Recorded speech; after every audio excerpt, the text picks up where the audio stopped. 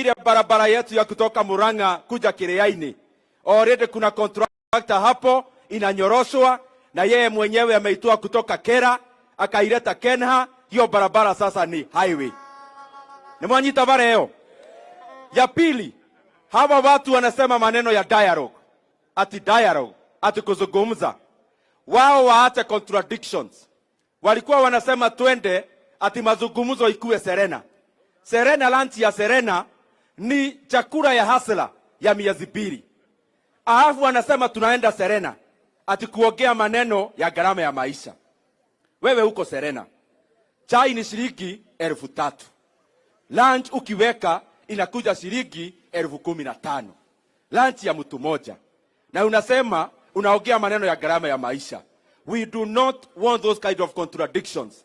Kama iko mazungumzo, waende pale bunge, kuna hall hailipishwi. Waongee hapo. Lakini mimi nikiulizwa kwa roho yangu, ndemwirema andu othe aya, nie kone nitirorio ngoro-ini yakwa, ona miario yo tutigane nayo. Munataka tuzungumuze hata tuachane nayo?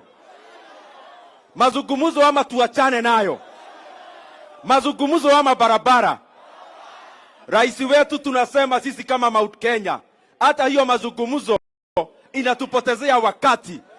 Tuachane nayo, tujenge barabara, turinde kahawa, turinde majani na ile maneno ingine yote. Hao wote waongee na waongee wakitaka. Asanteni na Ngai amurathime.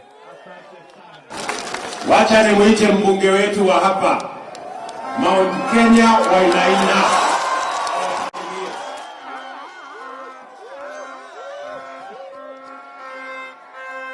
Hello. Adodaya. Nenywe.